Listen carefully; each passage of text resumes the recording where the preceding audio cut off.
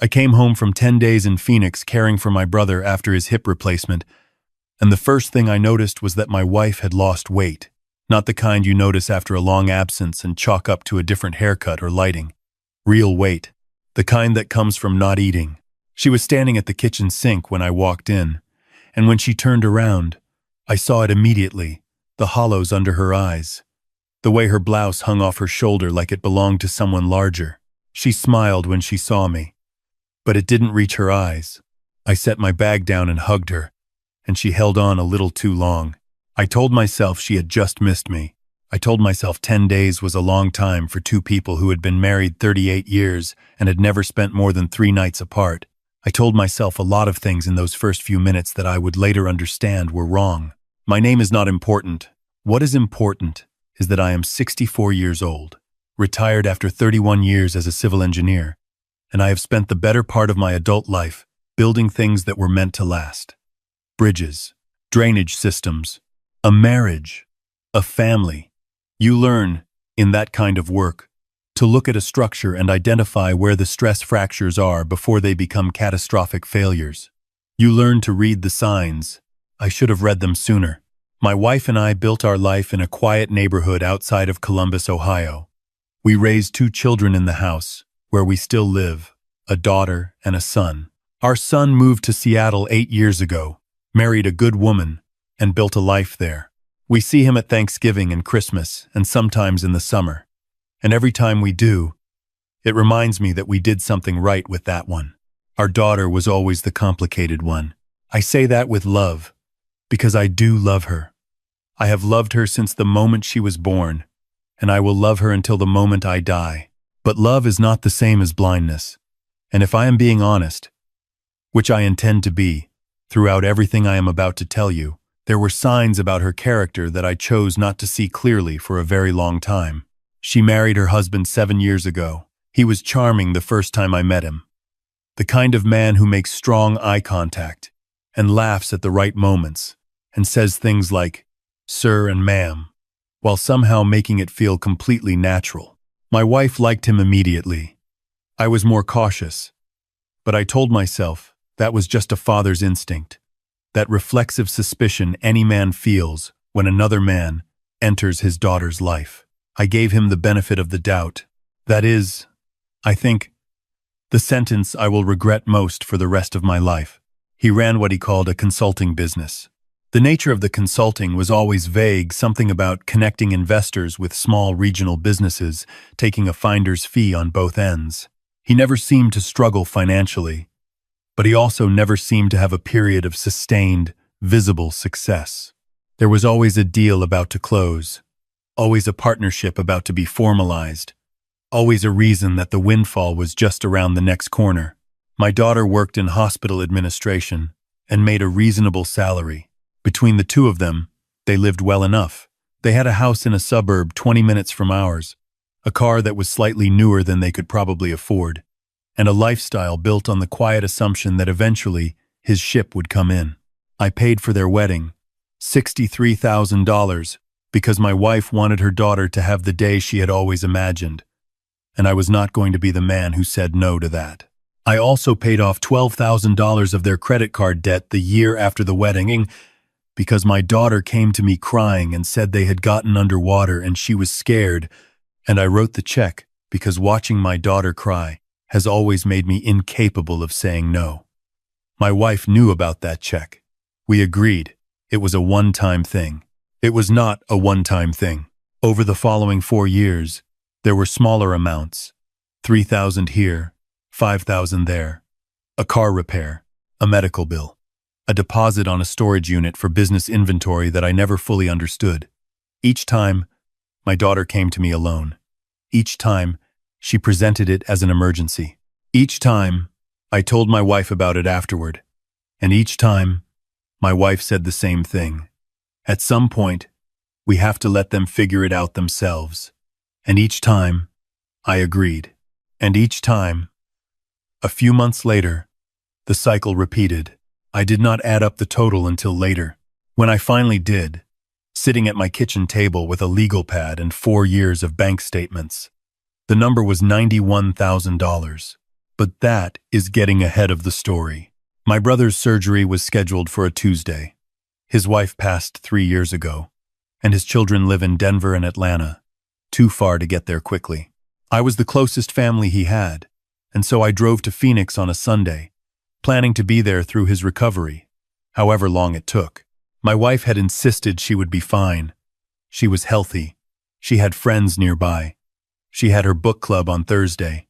She would call me every night. She did call me every night. For the first 6 nights. On the 7th night, she did not call.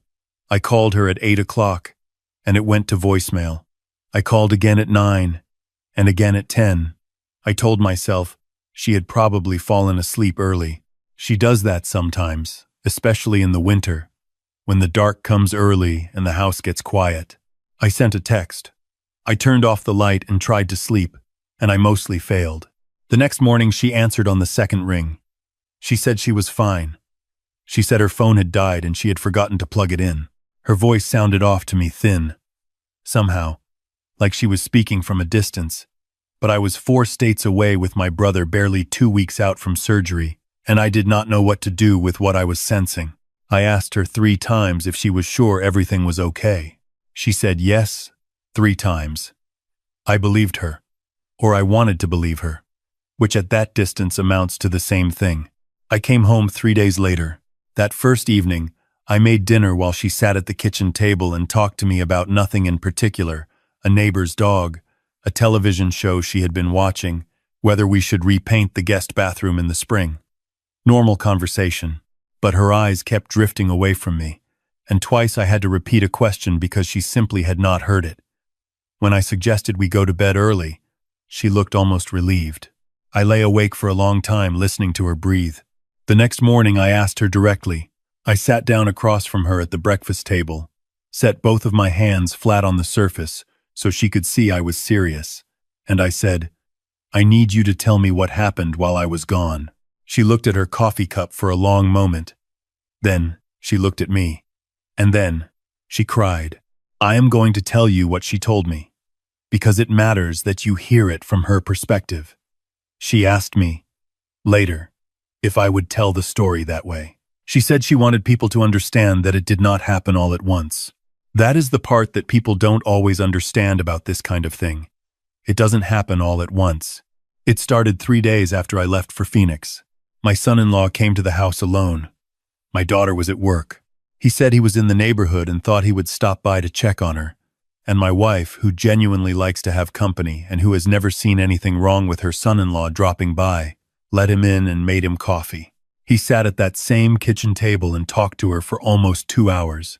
He told her his consulting business had hit a serious problem, a contract dispute with a client that was threatening to become a lawsuit. He said the legal fees were going to be significant. He said he and my daughter were stressed and scared. He said he hadn't told my daughter the full extent of it yet because he didn't want her to panic. Then he said he had a solution. A bridge loan, he called it. A short-term transfer from our investment account to his business account, just enough to cover the legal retainer while he waited for a separate deal to close, which he said would happen within 30 days. He would pay it back with interest. He had documents. My wife asked how much. He said $40,000. My wife said no. He came back the next day. My daughter came with him that time. They sat together across from my wife at that same table, and my daughter cried, which my wife has the same weakness to as I do, and they walked through the numbers again, and this time, my daughter said that if they couldn't cover the legal retainer, her husband might lose his business license entirely, and then they would lose the house. And what would happen to them then? She asked my wife if she wanted that. She said, "Mom, we have nowhere else to turn." My wife still said no. She said she needed to talk to me first. My son-in-law said there wasn't time to wait for me to get back. He said the payment was due by the end of the week. He said, very carefully, that he didn't think it was necessary to worry me while I was taking care of my brother. He said I had enough on my plate. He said my wife was capable of making this decision herself. He said, and this is the part that my wife repeated to me twice to make sure I heard it correctly, that my wife had always struck him as a woman who could handle things independently. They came back 3 more times over the next 4 days. The 4th time, My son-in-law brought documents. A loan agreement, typed and formatted to look official. A repayment schedule. A letter, supposedly from his attorney, outlining the urgency. My wife later showed me these documents. The loan agreement was real enough in its structure, but the attorney's letter had a firm name that, when I later searched for it, did not exist in the state of Ohio. My wife signed the loan agreement and transferred $35,000 from our joint savings account to an account number he provided. She was sitting across from me now at that same kitchen table, and she was not crying anymore. She was looking at me steadily, and I could see it had cost her something to get to steady, and I was not going to waste that by making her feel worse. I asked her why she hadn't called me. She said she knew I would have come home, and my brother needed me there. She said she thought it would be resolved quickly. She said, quietly, that she was also a little afraid of how I would react. Not to her, but to them, and she had not been ready to watch me react to them.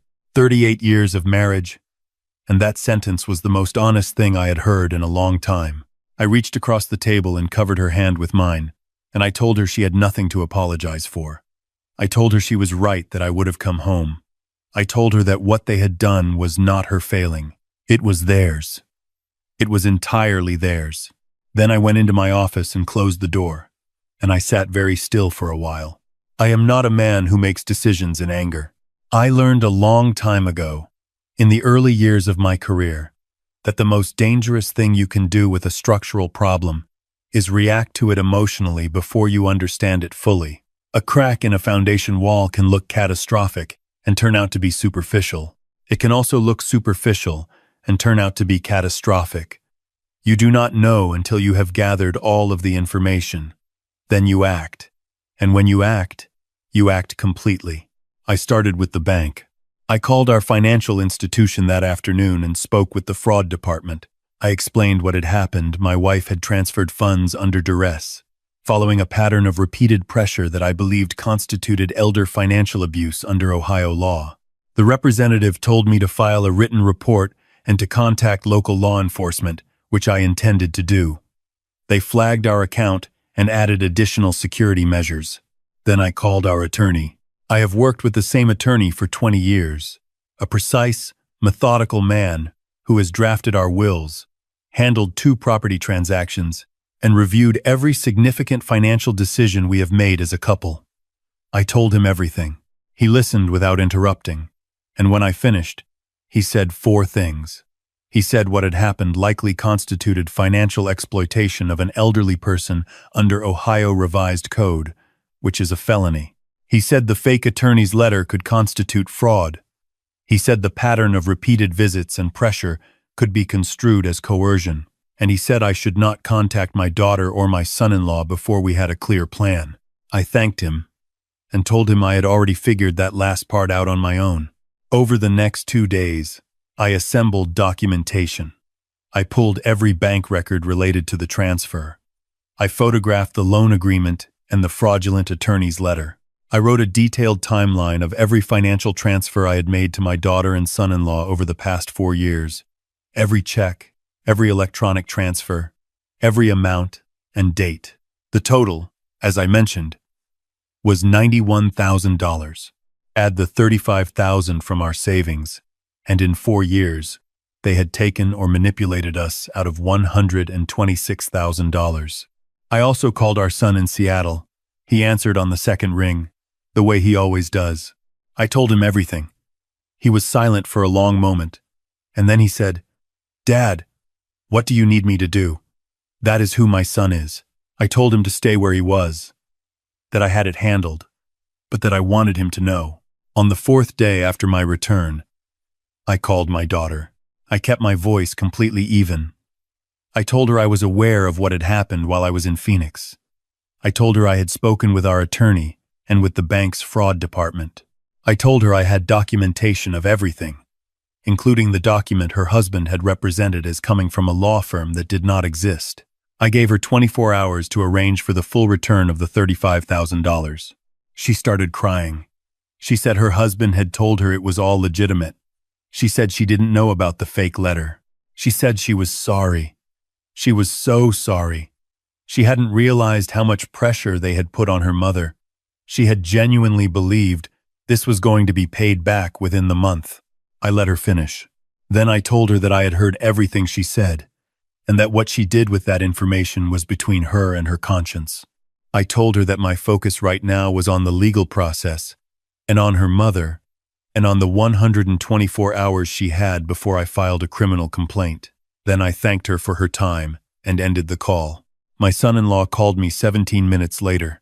His voice did not sound like a man who makes strong eye contact and says, "Sir" and "ma'am." It sounded like a man who had calculated his position and found it worse than expected. He said the transfer had been a misunderstanding. He said the loan agreement was real and binding and I had no legal grounds. He said the attorney's letter was a miscommunication, that the firm had changed its name and he had used an outdated letterhead. He said if I filed a complaint, I would be destroying my daughter's life along with his. I listened to all of it. Then I told him that destroying a family was something he should have considered before sitting at my wife's kitchen table 4 times while I was in another state. I told him the $35,000 needed to be in our account by the following afternoon. And I told him that regardless of what he returned, I was filing the criminal complaint, because what he had done to my wife was a crime under Ohio law, and I was not going to pretend otherwise for the sake of family harmony. He hung up. The $35,000 was not in our account the following afternoon. I filed the criminal complaint. What followed was not quick.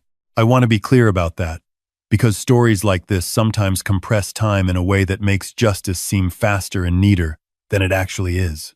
It took 4 months before my son-in-law was formally charged. He was charged with 1 count of financial exploitation of an elderly or disabled adult and 1 count of telecommunications fraud related to the fabricated letter. My daughter was not charged. The investigation determined that she had not known about the fraudulent document, and the prosecutors concluded that her involvement, while morally compromised, did not rise to criminal liability. I have complicated feelings about that, which I will come back to. My attorney also filed a civil suit for the recovery of the $35,000, plus the cumulative total of the 4 years of previous transfers that we could document as having been solicited under false pretenses. The civil case moved separately from the criminal case, and our attorney was careful and thorough, and 3 months after the criminal charges were filed, my son-in-law agreed to a civil settlement for the full $35,000 in cash, plus an acknowledgement of debt for $60,000 of the previous transfers, to be repaid on a structured schedule. I want to pause here and tell you something that is hard to say. During the criminal proceedings, my daughter called me 6 times. In 4 of those calls, she asked me to drop the charges or to speak with the prosecutor on her husband's behalf. In 1 call, she told me that I was punishing her for his mistakes. In 1 call, she said nothing for almost a minute, and then began to cry without saying a word, and then she hung up. I did not drop the charges. My wife called our daughter back after that last call. I did not ask her to, and I would not have told her not to.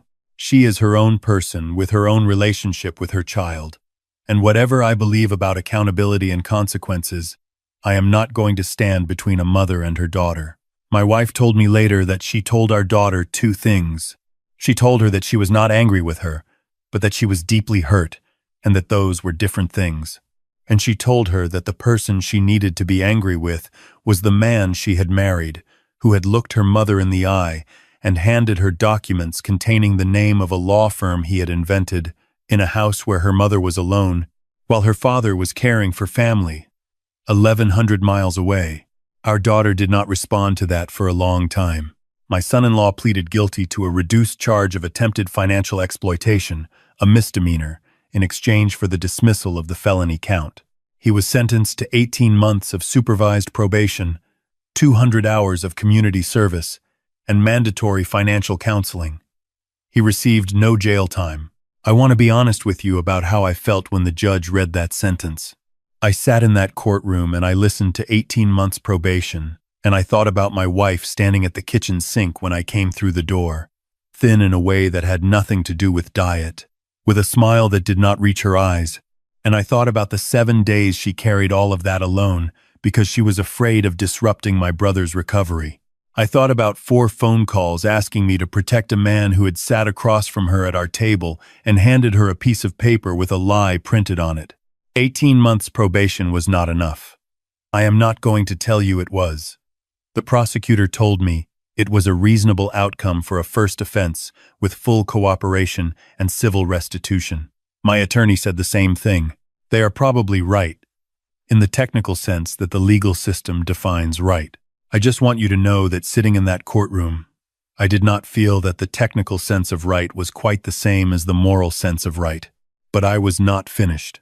2 weeks after the sentencing, I met with my attorney, and we revised my will and my wife's will entirely. My son in Seattle remains a beneficiary. My daughter was removed from both documents. I did not do this in secret. I called my daughter and told her directly in a calm voice exactly what we had done and why. I told her that this was not a permanent decision carved in stone, that it was a reflection of where we were today, and that relationships can change and documents can be revised. But I told her that trust, once genuinely broken, is rebuilt through time and action, not through phone calls and tears, and that we were at the beginning of that timeline, not the middle or the end. She listened. She did not cry this time. She said she understood. I also did something my attorney did not advise me to do, but which I decided was my right. I contacted the professional licensing board that oversees financial consultants in Ohio and filed a detailed complaint against my son-in-law, attaching the guilty plea and the documentation of the fraudulent letter. I did not expect a dramatic result. What I expected was that his name would be on a record somewhere, accessible to anyone who searched it before handing him their trust. That is what happened. His consulting license was placed under review, and he was required to disclose the criminal record on any future applications. He lost 2 clients within 60 days, according to information that reached me through a mutual acquaintance. I did not celebrate that, but I did not regret it either. The money from the civil settlement came in full, $35,000, returned to the account it had been taken from. The structured repayment for the remaining $60,000 began 3 months later, and as of now, it is current. My wife and I took a trip in the spring, nothing extravagant, a week in Savannah, because she had always wanted to see it, and because I owed her something better than a year of legal proceedings and difficult phone calls. We walked along River Street in the evenings and ate at a restaurant that had been open since before either of us was born. And one night she said to me, without context, that she wanted me to know she did not blame herself anymore. She said she had been working on that. She said it had taken longer than she expected. I told her it was understandable that it had taken time. I told her that what had been done was designed specifically to override the judgment of someone who trusted the people doing it. I told her that is not a character flaw. That is the mechanism of manipulation. It depends on the goodness of the person being manipulated. Her willingness to help her daughter, her reluctance to disrupt my ability to care for my brother, her fundamental decency, those were not weaknesses. They were the qualities that someone who lacked them deliberately targeted. She nodded and looked out at the river for a while. Then she said that she thought we needed to give our daughter some time and then try again. Not with the son-in-law in the room, but with our daughter. I thought about that for a long moment. I told her I was willing to try. I told her I was not willing to pretend that the year had not happened, but I told her I was willing to try. We have had 2 dinners with our daughter since then at a restaurant, not at our house, which is a distinction I made quietly and which she accepted without comment. The conversations have been careful. There are things we do not discuss, but there are also things that we do, and those things remind me that the person sitting across the table is still my child, still someone who grew up in our house and who carries, somewhere inside her, the values we tried to pass on to her. Whether those values are strong enough to outlast the influence she spent 7 years under, I genuinely do not know. Her husband was not at either dinner. She did not offer an explanation, and I did not ask for one. My son flew in from Seattle for Christmas this past year. The first Christmas in 3 years that felt like our family rather than a performance of our family. He helped me put up the outside lights the way we used to do when the kids were young, and my wife made her mother's recipe for pecan pie, and in the evening the 4 of us played cards at that same kitchen table where so much of the difficult part of this story had taken place. At one point, after my son and my wife had gone to bed, I sat alone at that table for a while. I looked at the surface of it old oak, scratched from decades of homework and holiday dinners and bill paying and, yes, from 4 visits by a man who had calculated exactly what he could extract from the woman who lived here and had acted on that calculation. I thought about what it means to build something meant to last. A bridge, a family. You account for load-bearing capacity. You account for stress and time. You do not always account for the person who shows up with the intention to find the weakest point and push. But here is what I have learned. At 64, after all of it, the structure was stronger than they thought. My wife is stronger than they thought. I am not a man who makes decisions in anger, but I am a man who makes them, and I made them, and the structure held. That has to be enough. Most days, it is. If you are listening to this and you are in a situation that sounds familiar, an adult child, a partner, a family member who has turned what you built into something they can take from, I want to say this clearly. You are not obligated to absorb the damage to protect the relationship. Protecting the relationship is their job. Your job is to protect yourself and the person you made a life with, and the trust that makes a life possible. My son-in-law believed that my wife's love for her daughter was a vulnerability he could use. He was right that it was a vulnerability. He was wrong that vulnerability and weakness are the same thing. I have a brother in Phoenix who recovered fully from his surgery and who called me last month just to talk, the way brothers do when they are old enough to understand that the conversations they once took for granted are no longer infinite. I have a son in Seattle who answers on the second ring. I have a wife who told me, sitting by a river in Savannah on a warm evening in April, that she did not blame herself anymore. I have a table made of old oak that has held everything we put on it. That is what I built. That is what lasted.